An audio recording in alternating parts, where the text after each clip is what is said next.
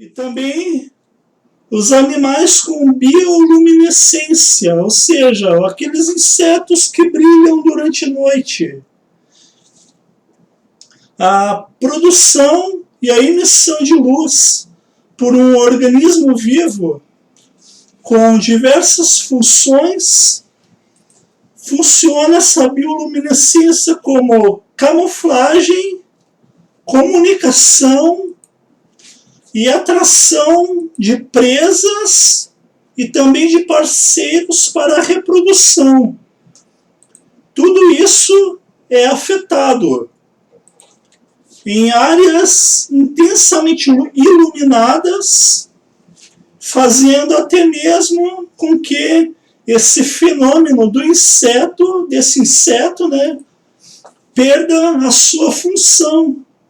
Por esse motivo, diversas regiões do mundo, os vagalumes, por exemplo, estão cada vez mais escassos.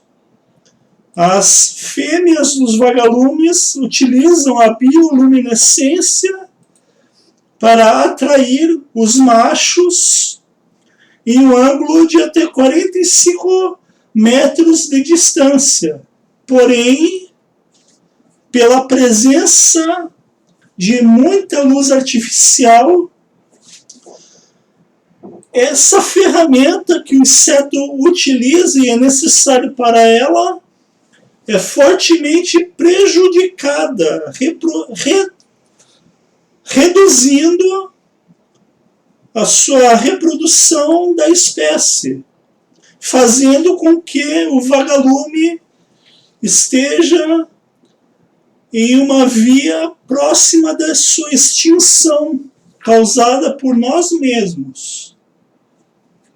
Além disso, também algumas outras espécies, como de plantas, não florescem se a duração da noite é mais curta, ou seja, quando a noite devia ser um período longo, por ter uma cidade extremamente iluminada, as plantas não florescem durante a noite, por ser espécies de vegetais que florescem durante a noite, enquanto outras espécies florescem prematuramente. A fotossíntese também, induzida pela luz artificial, pode produzir um crescimento anormal e também um atraso nos períodos de floração e descanso das plantas. Outros problemas que o meio ambiente sofre é a desorientação das abelhas, o aumento também da sua vulnerabilidade do zooplâncton para os peixes, a invasão de espécies nas cidades, como mariposas gigantes que estão atingindo a Ásia, e a exposição também de animais noturnos a predadores, afetando também o seu tempo de alimentação e de reprodução. A poluição luminosa faz com que enxames de mariposas gigantes causem também transtornos lá na Malásia. Agora também vamos ver os problemas para a saúde humana. Além destes problemas que eu acabei de citar, nós humanos também sofremos com a nossa própria poluição luminosa. Nós também somos animais, não se esqueçam disso. O excesso de luz afeta o nosso sono. Além disso, a poluição luminosa atrai insetos que podem nos trazer doenças. Um exemplo bem simples são os mosquitos. transmissores de doenças. Se nós deixarmos as janelas, por exemplo, do nosso quarto aberta durante a noite, em um período, né, durante a noite, alguns mosquitos vão entrar e podem picar a nós e trazer doenças para nós. Outro problema na nossa poluição luminosa. A luz noturna também causa problemas no nosso sono, e confundindo o ciclo circadiano, que é o período dentro das 24 horas sobre o qual se baseia esse ciclo, que é um ciclo biológico de praticamente todos os seres vivos. Esse ciclo influencia os nossos padrões de sono, temperatura corporal e produções hormonais. Essa confusão tem sido relacionada com distúrbios de sono, depressão, obesidade e também transtornos de humor. Vamos pegar aqui a imagem para explicar melhor. Aqui está ampliada a imagem. Espero que dê para ver direitinho aí. Então vamos começar a explicar o ciclo circadiano. Vamos começar aqui a partir das 6 da manhã. Passando 6 da manhã, às 7 horas, entrando às 7h30. É o fim da produção da melanina. O que é a melanina? É o hormônio que nos ajuda a dormir. Não vamos esquecer esse detalhe. Também, passando 9 horas, de hora em hora que está aqui o padrão, não vamos nos confundir. Vamos começar aqui às 9 horas da manhã. O começo, então, às 9 horas da manhã é o pico da produção de cortisol. Então, o que é o cortisol? O hormônio do cortisol. Esse hormônio produzido pelas glândulas suprarrenais que estão localizadas acima dos rins. A sua função é ajudar o nosso organismo a controlar o estresse, reduzir inflamações, ajudar o funcionamento do nosso sistema imunológico e manter os níveis de açúcar no sangue constantes, assim como também a pressão arterial. Então, voltando à explicação do ciclo circadiano, passou das 9 horas da manhã com o pico de produção do hormônio do cortisol, entramos às 10 horas da manhã, que é o período que estamos de maior alerta. Passando então das 10 horas, 11 horas, meio-dia, 1 da tarde, 2 da tarde, 2h30 da tarde. É o período em que estamos em maior coordenação, de modo geral, com o nosso corpo. 3 da tarde, 4 da tarde, 5 da tarde. É o período, o horário, né, que estamos em maior eficiência cardíaca e de força muscular. Às 5 da tarde, passando 6 horas, 6h30 da tarde.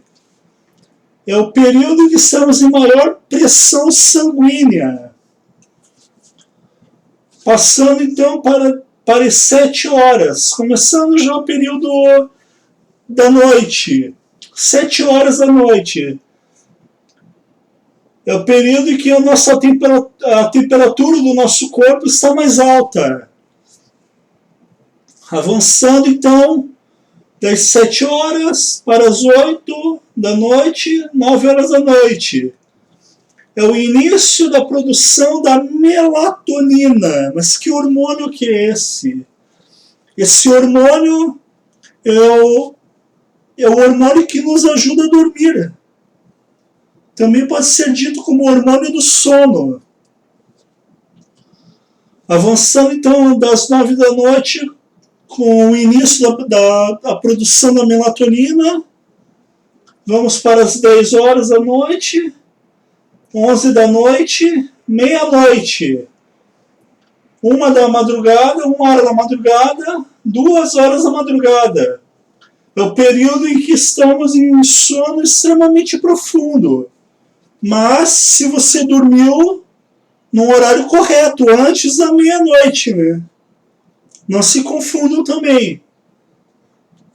Se você ficou acordado jogando videogame ou assistindo televisão, você não vai estar em sono profundo.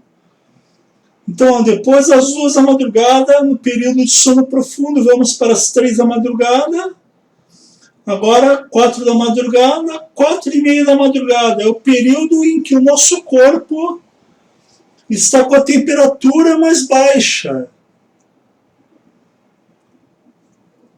Avançando então das 4:30 para as 5 da madrugada, para as quase 5 da manhã, como se diz também, né? Para as 6 horas da manhã, 7 horas da manhã, 7:30 da manhã. Voltou então o período de fim de produção da melatonina. Indo para as 8 horas da manhã, 9 da manhã, pico de produção do hormônio do cortisol, e volta tudo novamente. Então, pessoal, por outro lado, a poluição luminosa em LED, das lâmpadas atuais feitas em LED, também estão associados à emissão da luz azul, que causam sérios outros problemas à saúde.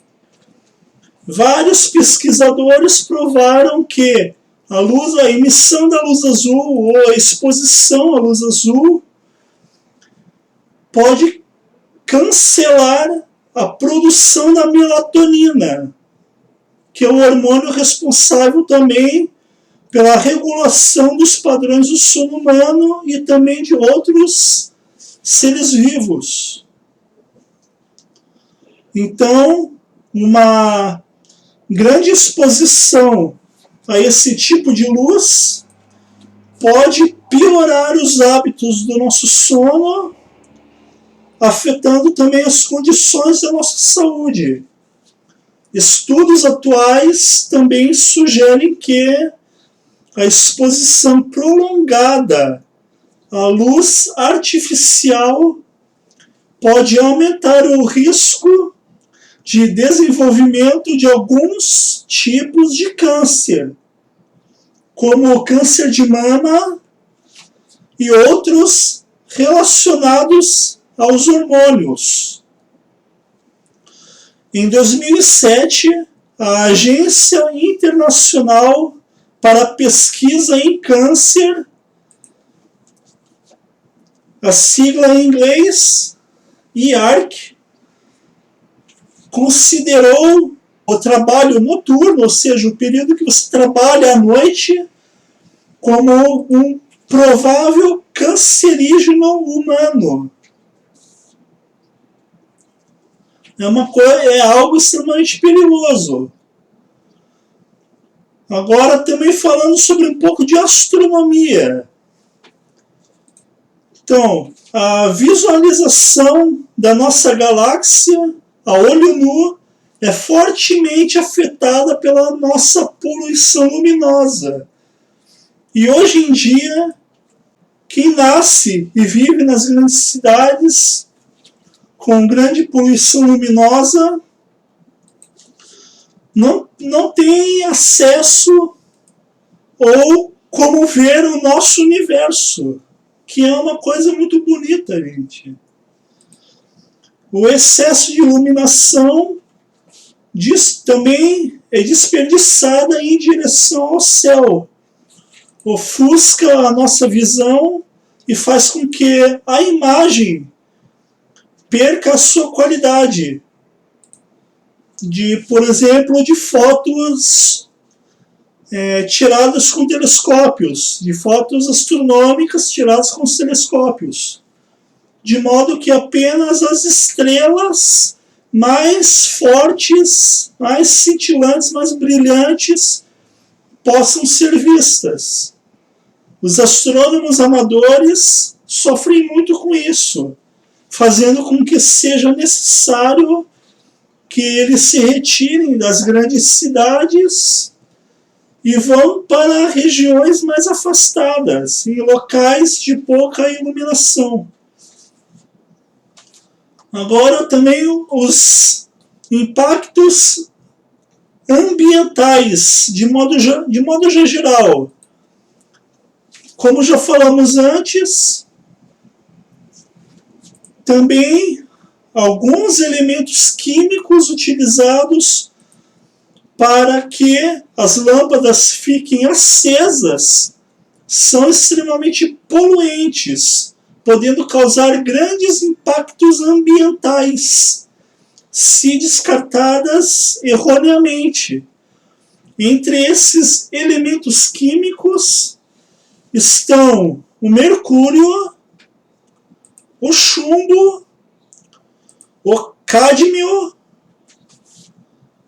o estrôncio e o bário, que são elementos químicos ainda utilizados para que as lâmpadas fiquem acesas durante a noite.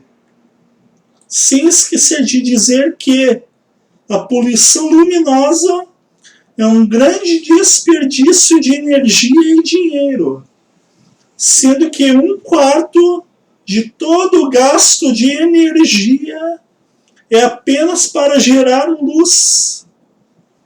Uma pesquisa realizada na Áustria em 2008 mostrou que de 30% a 50% da contribuição do governo para o efeito estufa se deve à iluminação pública, da qual cerca de 30% é desperdiçada com luzes iluminando o céu. As consequências desse desperdício são extremamente enormes, pois grande parte dessa energia consumida é gerada por usinas termoelétricas. Ou seja, são aquelas usinas que queimam produtos para gerar eletricidade, que então consomem recursos naturais, poluindo com o dióxido de carbono liberado para a atmosfera. Outros estudos também mostram que, de acordo com os níveis, com os pesquisadores, os níveis hormonais, os ciclos de reprodução, o comportamento e a vulnerabilidade aos predadores e várias outras espécies são afetadas pela nossa poluição luminosa. Mostrou-se também que impactos significativos à polinização, comportamento de pássaros, vagalumes e tartarugas marinhas que vagam por engano em direção a fontes extremamente iluminadas, confundindo-se com o sol do amanhecer. Comparado, então, a outros tipos de poluição, a poluição luminosa é uma das mais fáceis de tratar. Então, pessoal, por favor, peço-lhes que pensem um pouco, ao invés de deixar o nosso mundo mais poluído. Muito obrigado por estarem me assistindo até agora. Deixe o seu sinal de ok. Muito obrigado. Fiquem com Deus e fui!